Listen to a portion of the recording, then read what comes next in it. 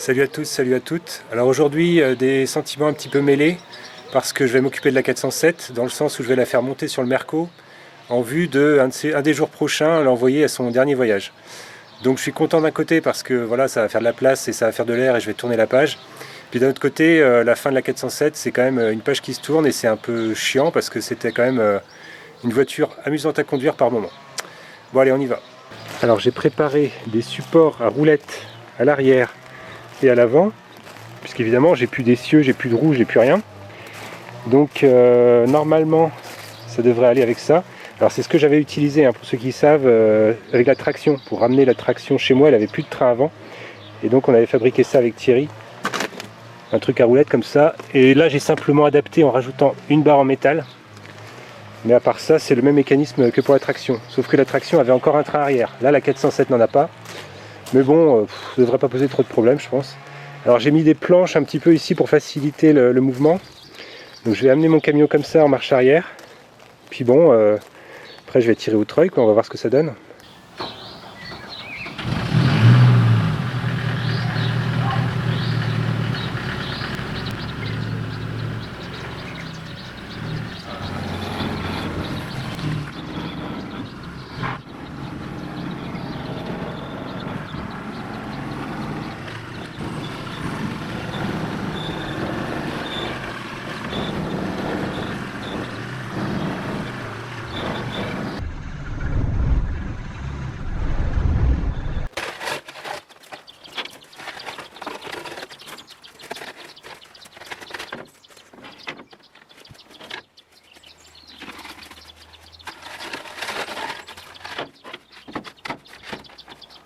Alors au niveau des rampes, ici je retrouve l'encoche que j'avais faite là, parce que normalement il y avait une plaque de métal ici qui venait s'enclencher là-dedans, mais qui fait que les rampes étaient comme ça et comme ça. Sauf que là évidemment les roues sont assez rapprochées, donc il faut qu'elles soient comme ça pour que le plateau avec les roulettes puisse monter.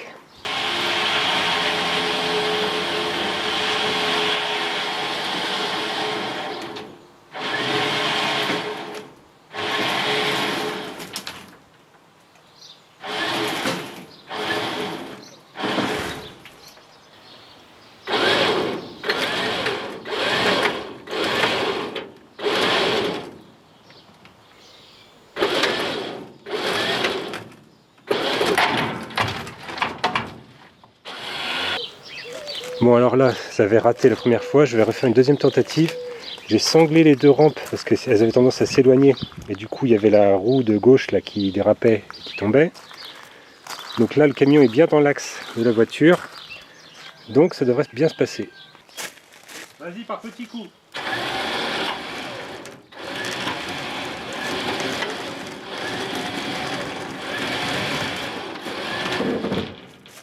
Vas-y, petit coup.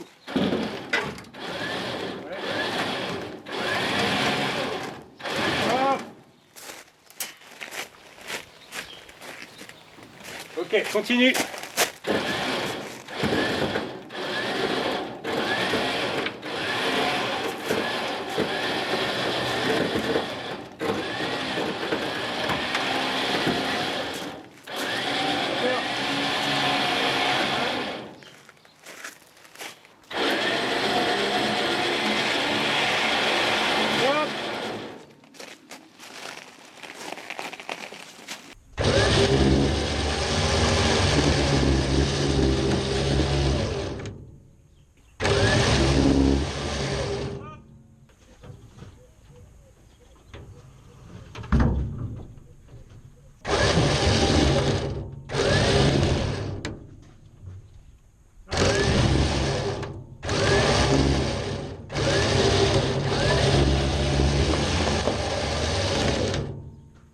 Vas-y.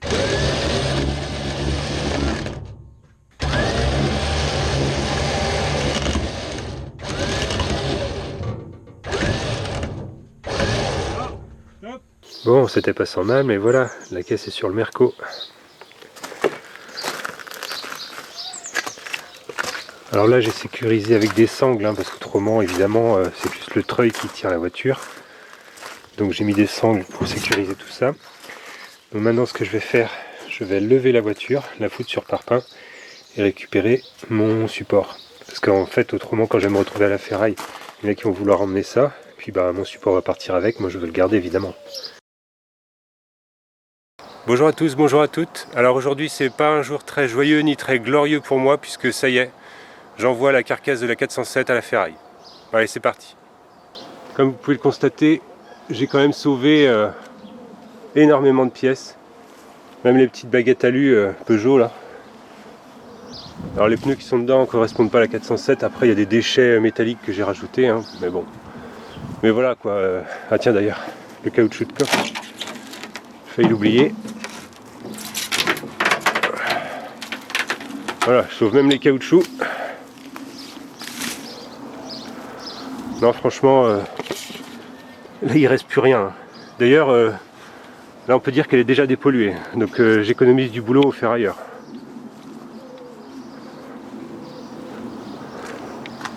Alors le pare-brise, j'aurais bien voulu le sauver, mais il a un star ici, donc fichu.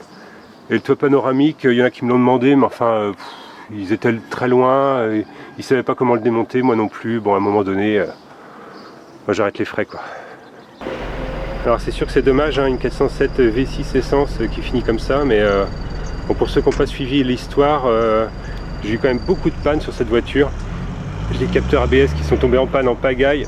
J'ai eu les bobines d'allumage, j'ai eu les rotules de suspension, j'ai eu le coffre qui s'ouvrait plus, j'ai eu le toit panoramique qui déconnait.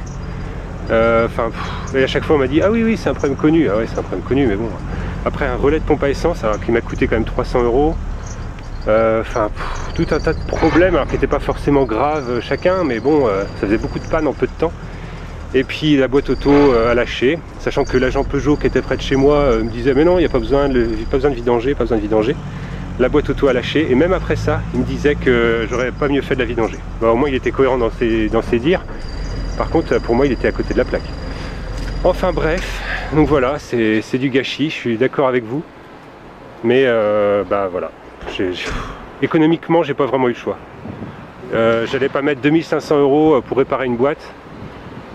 Après j'aurais pu avoir moins en le faisant moi-même, mais bon, changer la boîte, ça, je partais dans un chantier encore énorme, sachant que comme vous le savez pour la plupart, j'ai beaucoup de chantiers à régler. Donc voilà, j'ai choisi entre guillemets la solution la plus simple. Ça vous dérange pas si je filme? Ça vous dérange pas? Je pense que ça va déranger. Ah ouais? Comme vous l'aurez compris, ça s'est pas passé tout à fait comme prévu. Par principe, en fait, je demande à chaque fois si je peux filmer, et là, on m'a dit, en fait, que non. Donc, du coup, j'ai arrêté de filmer, quoi.